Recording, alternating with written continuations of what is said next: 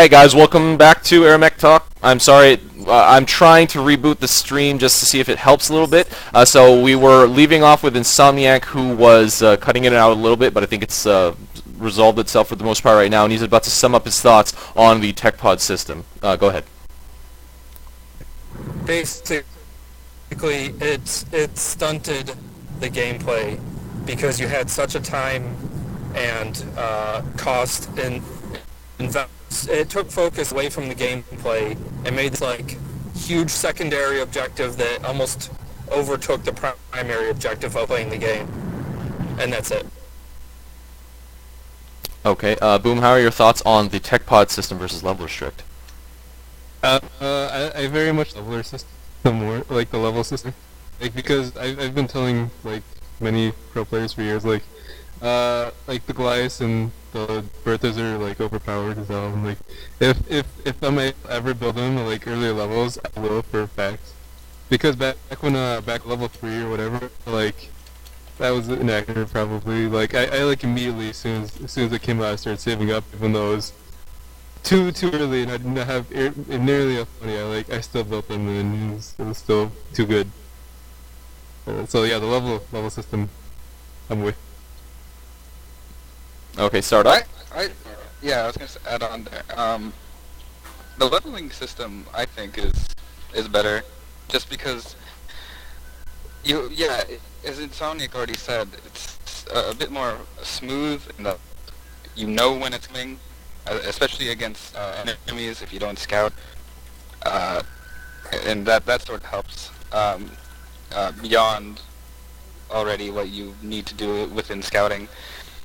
So especially if you're ahead, you should be a level ahead, in my opinion, before you get units fast, the heavy units faster, and should be able to finish a game. But at the same time, if this is a specific situation, of course, if the opponent isn't letting up and they manage to reach the same level, they'll still have a fighting chance, depending on if the heavier units that require level restrictions are played better or used better than the team that's ahead. So yeah, the leveling system is, for game mechanic and actual playing against opponents, I'm on for it. Okay, well, I probably can go for a while on this, so let me just say that I liked the TechPod system in concept. The way that they implemented it had a lot of problems. There was problem after problem after problem, and they kind of didn't really address all of them at the same time. It kind of just shifted from one thing to another. He tried to or I'm saying he because James does all the balancing, but what they did was try to well, at first it was one tech pod, and then it was level 1 and level 2. There were problems between those. They were easily sniped and all that stuff. And then the visibility of the tech pod on the minimap, accompanied by the really high cost, made it really, really difficult to manage, and sniping tech pods were insanely easy to do, which was a little crazy. I thought that specifically addressing that by itself would have been nice, but I think what they did was knocked it down back to 1, something like that. But I mean, they kept changing and changing and changing, and I think like if they just slowly balance it instead of trying to go from one way to do it to the next completely different way to do it, might have been better. I'm going to specifically mention something that was suggested by Squealer, of all people. I remember this suggestion very clearly because I really, really liked it. When it came to tech pods, I would have preferred a generic tech pod unit, and each specific tech unit would just require a specific number of tech pods to build beforehand. So for example, maybe the really cheap ones that like had a tech requirement for some strange reason were like Brute and Turtle. I don't know why Turtle, but Brute and things like that of a lower level nature. Maybe a Brute and a Roller or something like that would have been level with just a single tech pod, and then the next level maybe 2 tech pods required to make a Grinder and maybe a Bertha, or a Bertha and a Goalie could both be at 3 tech pods each, and Devastator 4, something like that. It would have been able to really make it really not like so discrete, like one tech pod or two tech pods and that's it, and there was huge costs for each one. We could have staggered it like 5,000 per tech pod or something like that. That way, if you wanted to build a lower level tech unit, you didn't have to invest such a big chunk of your your bank into unlocking the ability to build them in the first place. I mean, that's just one example of many ways I think that it could have worked a lot better than it really did at each time that it was implemented, and changing it directly back without really trying to work it out even further, I really didn't like that. I really wanted to see where they could have gone with the tech system level. I think the level restrict system is just fine. I think it became a problem before because Berthas and Goalies were so overpowered before. Now they're a lot better, with maybe the exception of Berthas, just because the game is so artillery oriented right now. But goalies are definitely not as strong as they were before, but are definitely still something that are worth it to use, just because they have more of a niche role now. They're not so all-purpose, the best thing in every way in terms of tanks, except for, I guess, for speed, which doesn't really matter that much in a game like AirMech with the current way that the maps are laid out. We have the control now, but accompanied with current maps, it's still not that great.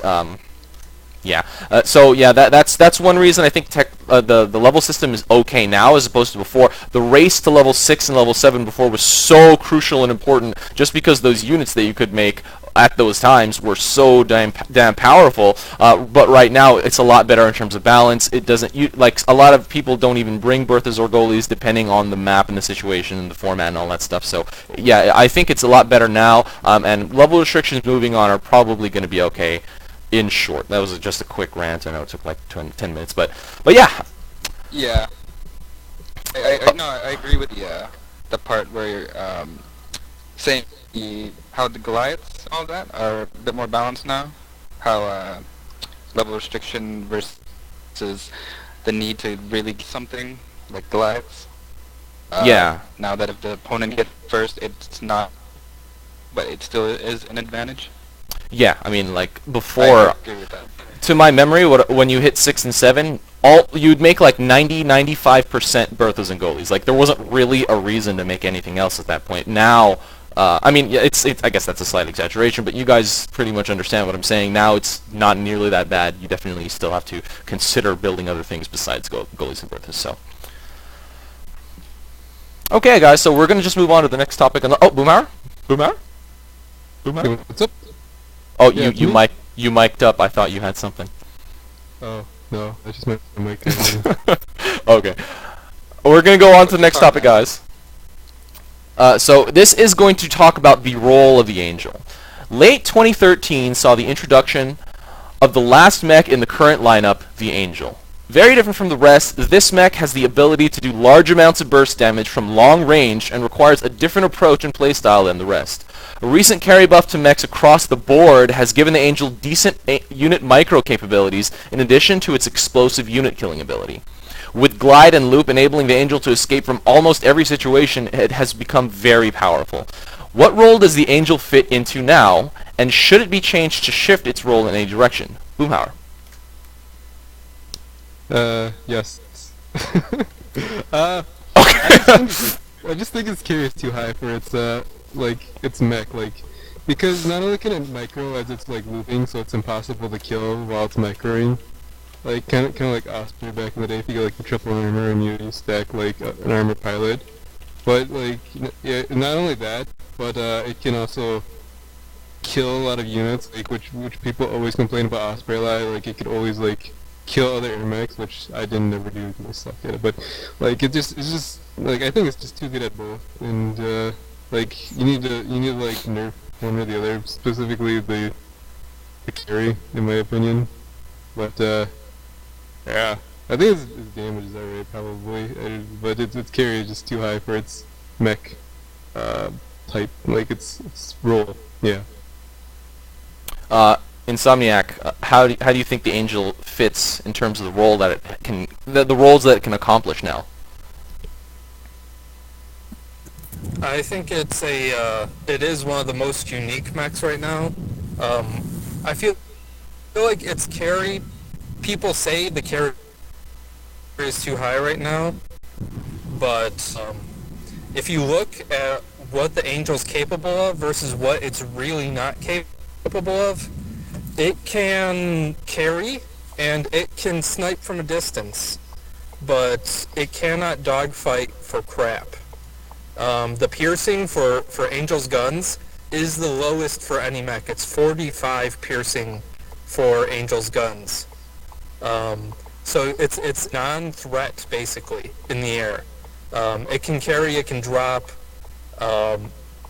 Close-up fights for harass, it can't snipe super close up. They added that mechanic so it misses close up. But overall, I think something needs to change. I think something like the quick shots ability needs to change, mostly. Angel is very hard to counter sometimes because it can kill units so fast. I don't mind the damage that it puts out at this point. People have debated and balanced the snipe damage amounts and how that scales up with different abilities and levels and all that, and I'm okay with that.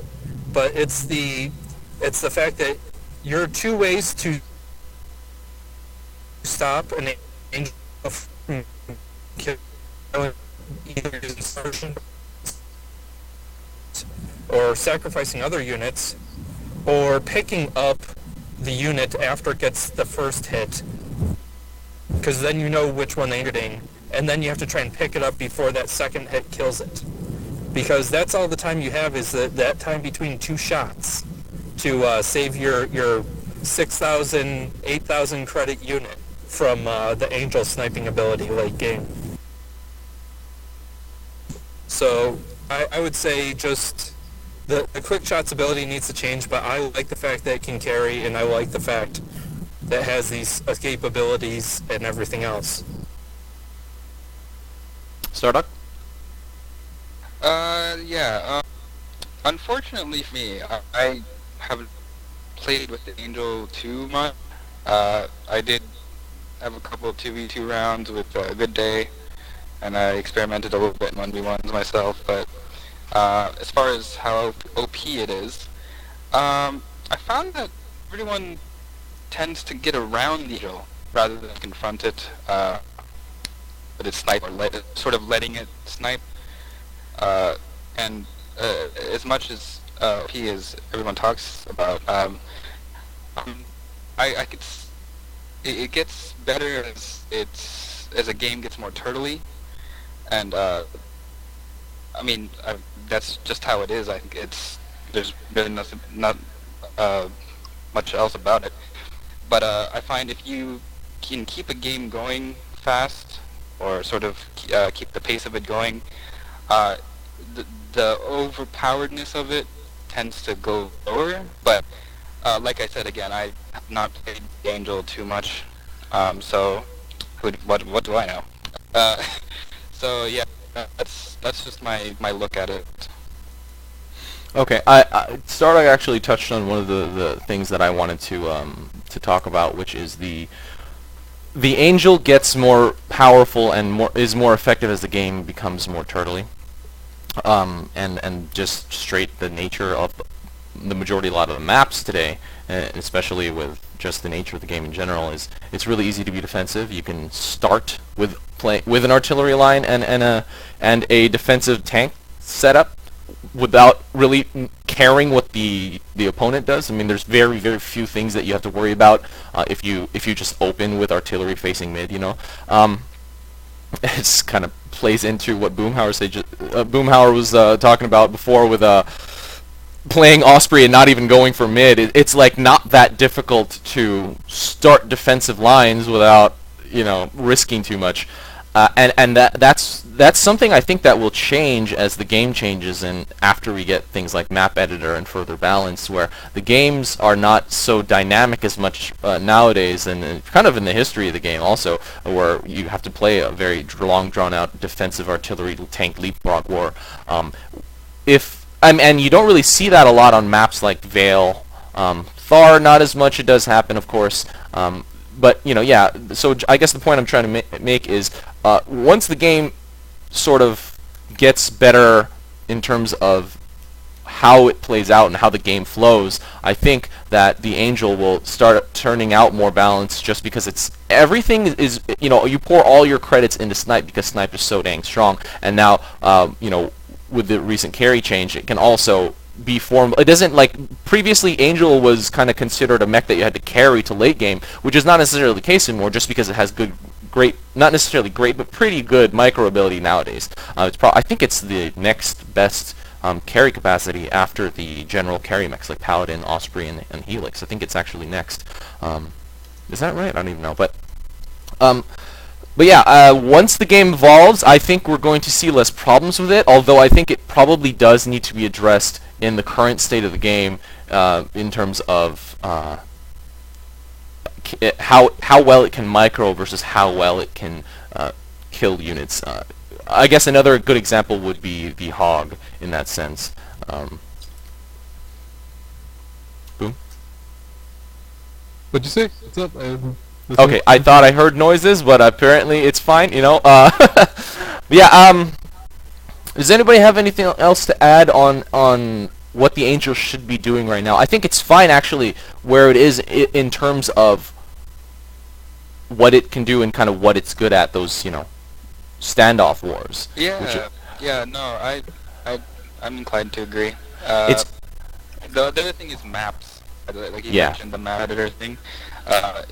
The Angel gets, you can definitely see how the Angel's really good. The smaller the maps get. Dust, very basic example. The outposts are literally a snipe away from each other, and it's this. If you know it all, Angels can always have the opportunity to just jump onto it. Yeah, and yeah, if like Thar or Vale, I guess it's not as easy, or you can't repeat as much without using up more time, and in that time, of course, the opponent can be doing something. So yeah, it's okay, I think, in the as long as the maps aren't too small. But yeah. right. I mean, a popular thing that, sadly, a popular thing that you actually do see now is people double vote picking Dust, which is what Simple turned into, and going with an Angel on one team, just because you know that post to post, it's so easy to just charge, land, shoot, and then, you know, transform back up, get more energy, and just rinse and repeat the process, just because the next post is right there, and it'll always be within the Angel's sniping range, and it'll pretty much force the people, or your opponents, to be incredibly defensive. And yeah, that's just kind of what we're dealing with nowadays. I've actually, because of the way that the game is played, I've kind of always hated the nature of the Angel. Just, yeah. And I never really liked it as a, you know, conceptually in the game, but, you know, going over more overarching concepts like how the game's actually played and how it could be in the future, Angel's probably okay in that sense. It's just right now it's really, really, really difficult to deal with, especially on small maps. Okay, guys, so I'm gonna try to restart the stream once again because apparently no one can understand us on the stream, just because I don't know what the hell's the problem. So I've doubled my audio bitrate in the settings, and hopefully it'll help. Alright, be right back, guys.